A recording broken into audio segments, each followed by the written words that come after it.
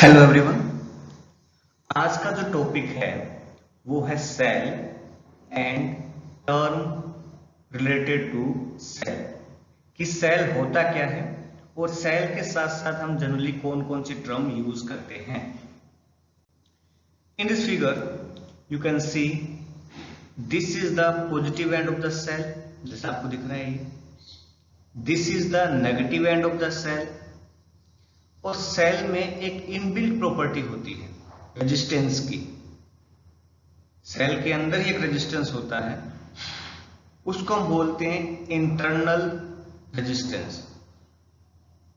Cell के जो ends हैं, this is the negative end, this is the positive end, इनके बीच का जो पोटेंशियल है, the potential difference between the two ends of the cell है, तो वो पोटेंशियल जनरली इसको हम बोलते हैं terminal potential difference. Okay. Internal resistance के अलावा सर्किट में जो रेजिस्टेंस लगेगा उसको आप कहेंगे एक्सटर्नल रेजिस्टेंस और लोड रेजिस्टेंस। ठीक है, चलिए इन सबको हम थोड़ा डीपली स्टडी करते हैं। चलिए, आपको एक पिक्चर दिख रही है यहां पे, जरा गौर से देखिए। एक तरफ सर्किट बना हुआ है, एक तरफ एक बॉल गिर रही है। देखिए, बॉल गिर रही है, इसको कोई एक्सटर्नल मैन वुमेन कहां वापस पहुंचा रहा है, अपर हाइट। नीचे गिरा, वापस ऊपर पहुंचाया, तभी ये इसका एक पाथ कंप्लीट हुआ। ठीक है, पाथ कंप्लीट कब हुआ? जब बॉल नीचे गिरी एक बार, इसको वापस कहां पहुंचा दिया, वापस ऊपर। तो ये प्रोसेस हमारे पास कंटिन्यू चलती रहती है। कब तक? जब तक ये आदमी थकेगा नहीं। ठीक है। सिमिलरली इस सर्किट में देखिए, एक चार्ज, पॉजिटिव चार्ज मूव कर रहा है थ्रू सर्किट। कहां से कहां गया? पॉजिटिव टू नेगेटिव एंड जा रहा है, फिर नेगेटिव टू पॉजिटिव, तभी इसका एक पाथ क्या हुआ? कंप्लीट हुआ। क्योंकि सर्किट किसको बोलते हैं? Continuous and close path of current is known as circuit. तो सर्किट को कंप्लीट किया। देखिए, चार्ज कहां से कहां मूव करता है? High potential to lower potential. इसका मतलब जो पॉजिटिव चार्ज था वो हाई पोटेंशियल से लोअर पोटेंशियल में तो अपने आप आ जाएगा, लेकिन उसको लोअर पोटेंशियल से कहां पहुंचाना है? वापस हायर पोटेंशियल में, ताकि सर्किट कंप्लीट हो।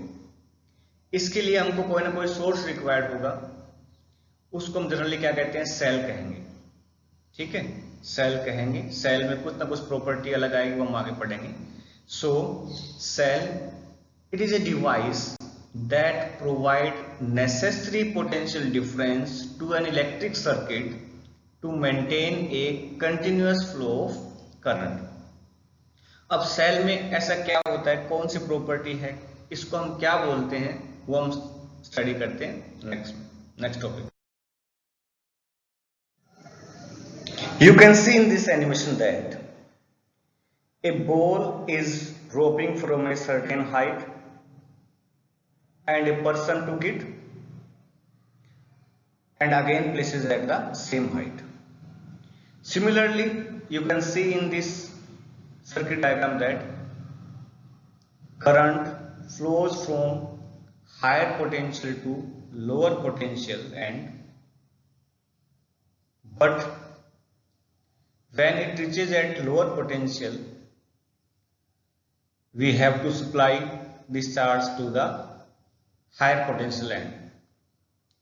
कहने का मतलब दोनों डायग्राम में एक बात कॉमन थी कि चार्ज या बॉल एक सर्टेन हाइट से, या कह सकते हैं हायर पोटेंशियल से लोअर पोटेंशियल तक सेल्फ मूव करेगा। क्योंकि चार्ज कहां से कहां मूव करता है?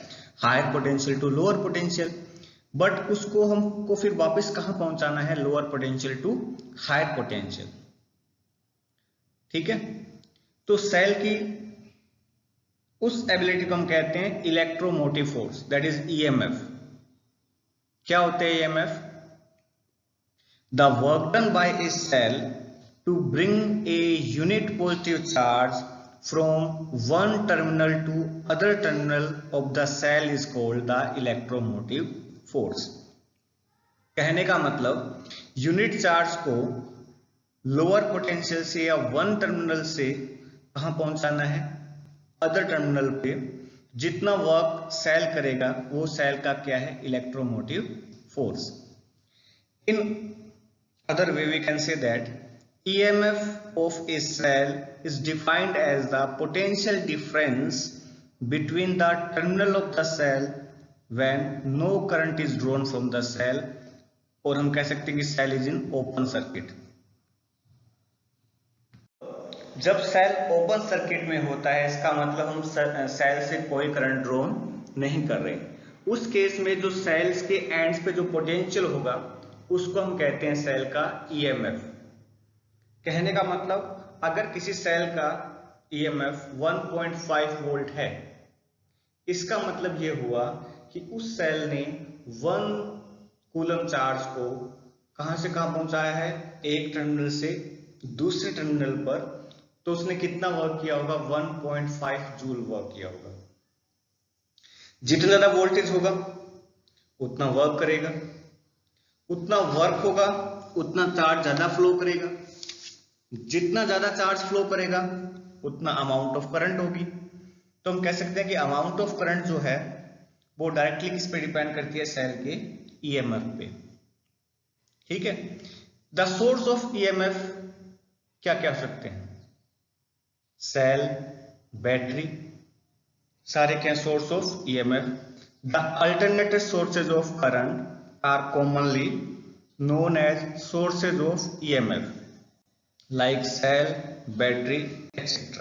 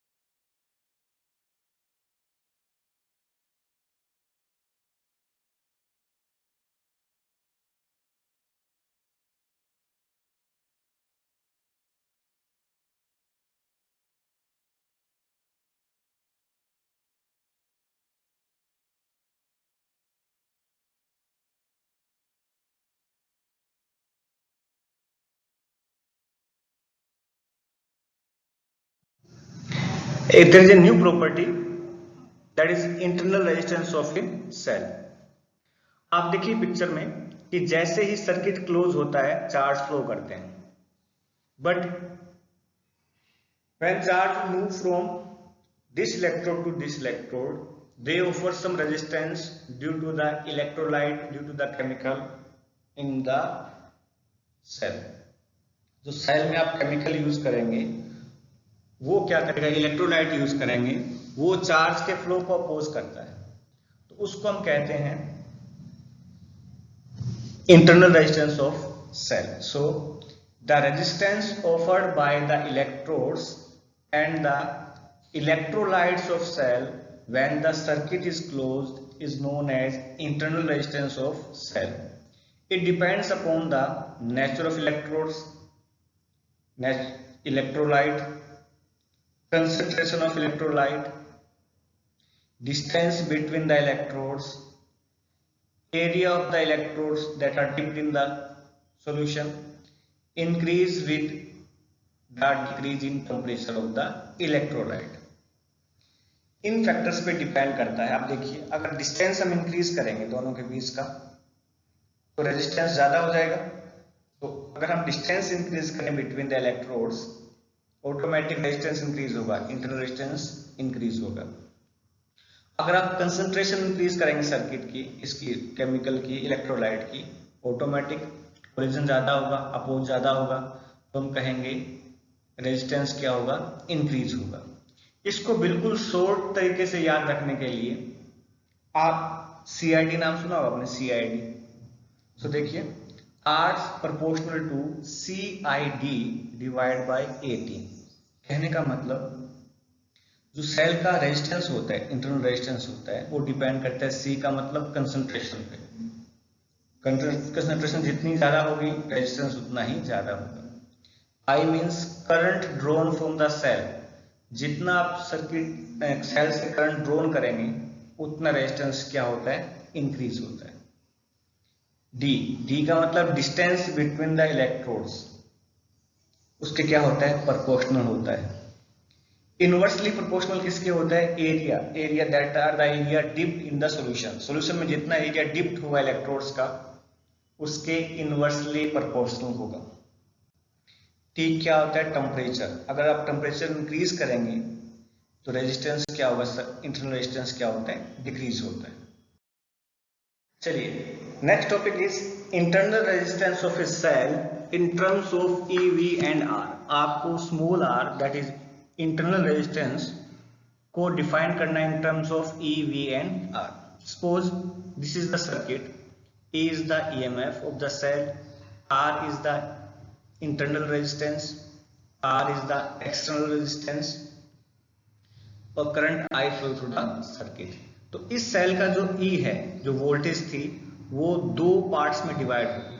फर्स्ट कैपिटल R पे, सेकंड स्मॉल r पे.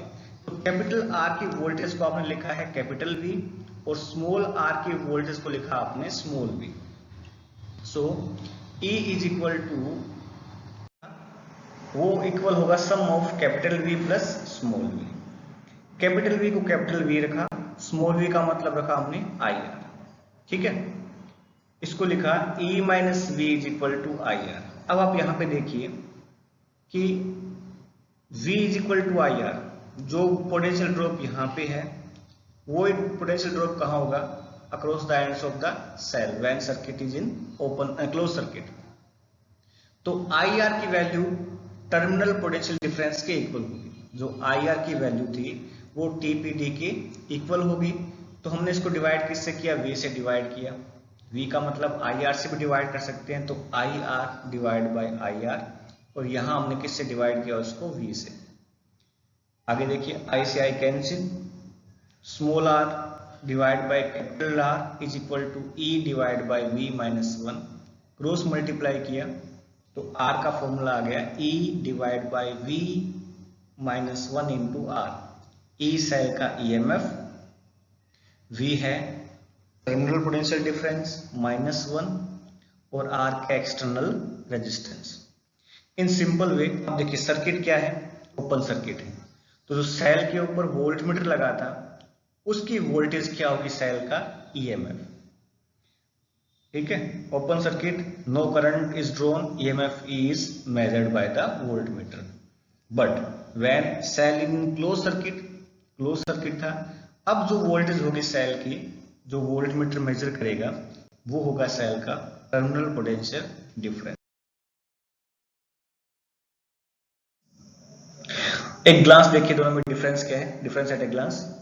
EMF, it is the maximum potential difference between the two electrodes of a cell in the open circuit. Open circuit जब होगा उस केस में मैक्सिमम पोटेंशियल डिफरेंस होता है across the ends of cell. Potential difference क्या होता है? It is the difference of potential between any two points of a close circuit. EMF, it exits only between the two poles of a cell, और ये क्या है? It is distributed over whole of the circuit. It does not depends upon the resistance in the external circuit, जो circuit आपने extra लगाया था उस पर डिपेंड नहीं करता, but it depends upon resistance between two points of the circuit and current flowing through the circuit. The term EMF is used for the source of electric current and it is measured between any two points of the electric circuit. E is equal to V plus IR implies that EMF is equal to fall of potential in external V as well as in internal IR circuit. V is equal to IR implies that the fall of potential is only for the external circuit. आप देखिए कि E plus IR में दोनों पे depend करता है, external versus external भी करता है प्लस में इंटरनल भी करता है, लेकिन ये जो है पोटेंशियल डिफरेंस ये ओनली डिपेंड करता है एक्सटर्नल पे। उस ग्राफ में इंपॉर्टेंट यहाँ पे number 1, we know that capital E that is EMF does not depends upon R। Cell का EMF कैपिटल R, जिसको हम कहते हैं एक्सटर्नल रेजिस्टेंस, उस पर डिपेंड नहीं करता। इसलिए अगर हम ग्राफ बनाएं किस में, कैपिटल E और कैपिटल R में, तो ग्राफ आएगा स्ट्रेट लाइन। ये ग्राफ किस में है? E versus capital R। अगर आप ग्राफ प्लॉट करते हैं between R and V, V is the terminal potential difference, तो ग्राफ आएगा कर्व लाइन इस तरह से। अगर आप ग्राफ प्लॉट करें between V that is TPD and I that is current, graph आएगा ये लाइन, स्ट्रेट लाइन तो आएगा लेकिन हैविंग नेगेटिव स्लोप। रीजन देखिए, y यानी V is equal to mx plus c। m क्या है यहाँ पे, प्लस x क्या है यहाँ पे, I है फिलहाल ना, mx का मतलब IR, तो यहाँ पे जो स्लोप था वो नेगेटिव R के इक्वल आएगा। जो स्लोप है स्ट्रेट लाइन का वो रेजिस्टेंस के इक्वल आएगा, और जो इंटरसेप्ट है वो E के इक्वल आएगा। तो ये इजीली आप कर सकते हैं, कई न्यूमेरिकल्स हम आगे सोल्व करेंगे तो उसमें इन चीज़ों को देखेंगे। इन ग्राफ, ये इंपॉर्टेंट ग्राफ है, एग्जाम में पूछ सकता है, plot the graph between E and R, plot the graph between V and R, plot the graph between V and I for a cell. तो आपको ये ग्राफ बनाना है। ठीक, थैंक यू।